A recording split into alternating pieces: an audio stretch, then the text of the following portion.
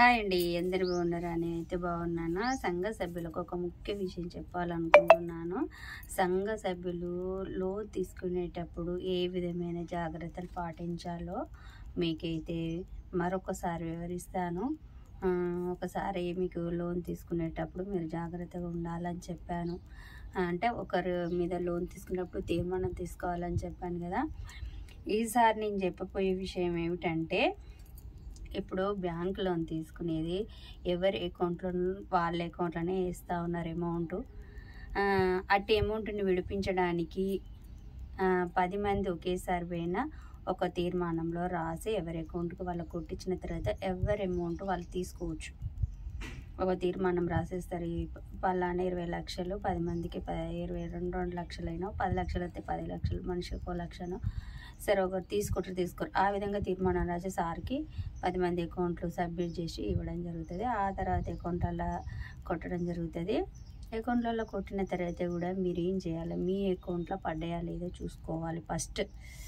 First of all మీరు చేయాల్సింది ఒకటే, బుక్ పట్టుకొని బ్యాంకుకి వెళ్ళి ప్రింట్ తీయాలి. ప్రింట్ తీస్తే మీకు పడ్డాయో లేదో తెలుస్తుంది. ఒకవేళ పడకపోతే ఫీల్డ్ ఆఫీసర్ సార్ని అడగండి, లేకపోతే మీ సంబంధిత ఆర్పిని అడగండి. ఆమె రాకపోయినా సార్ అయినా చెప్తారు. బ్యాంక్లో సార్ మేనేజర్ అయినా చెప్తారు, ఫీల్డ్ ఆఫీసర్ అయినా చెప్తారు. ఒకవేళ పడలేదంటే ఎందుకు పడలేదని అంటే అప్పుడు ఆర్పిని పిలిపించి వేయించుకోవాలి. వెంటనే డబ్బులు పడ్డ వెంటనే డ్రా చేసుకోవడానికి అయితే ఆస్కారం ఉంటుంది. ఎవరు అందులో డబ్బులు పడకపోతే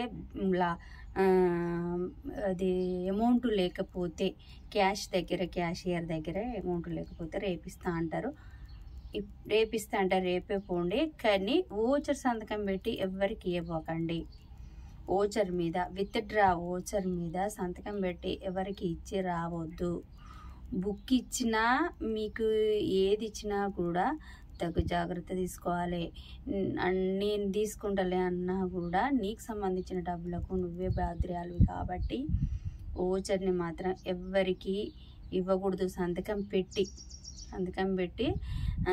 నువ్వే డ్రా చేసుకోవాలి, అంతే. అంతవరకు సాధ్యమైనంత వరకు మీరు ఫోన్పే యూజ్ చేస్తున్నారు, గూగుల్ పే యూజ్ చేస్తున్నారు, చేయండి. అందరు అట్లా ఉంటారని నేనైతే అనుకోవట్లేదు. కానీ ఈ మధ్యలో ఒక విషయం జరిగింది అన్నట్టు, ఓచర్ మీద సంతకం పెట్టిస్తే వేరే అకౌంట్లో వేయించుకోవడం జరిగింది. కాబట్టి మీరు సరే జాగ్రత్తగా ఉండండి అని చెప్తున్న తర్వాత బాధపడి అందరు కష్టం చేసుకునేటోళ్ళే కదా.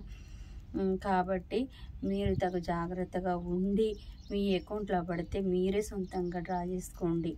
ఈ విధమైన జాగ్రత్త అయితే తీసుకోండి. లోన్ తీసుకునేటప్పుడు ఎవరి అకౌంట్లో పడ్డ వెంటనే మీరే మీ ఓచర్ రాసుకొనియండి. ఓచర్ రాసి సంతకం పెట్టి ఎవరికి ఇవ్వబోకండి. ఇంకేమైనా డౌట్లు ఉంటే నాకు కామెంట్ బాక్స్లో కామెంట్ చేయండి. ఓకేనండి. మరి ఈ వీడియో మీకు నచ్చినట్లయితే లైక్ చేసి సబ్స్క్రైబ్ చేయండి. బాయ్. మరి విషయంతో మళ్ళీ కలుస్తాను. బాయ్.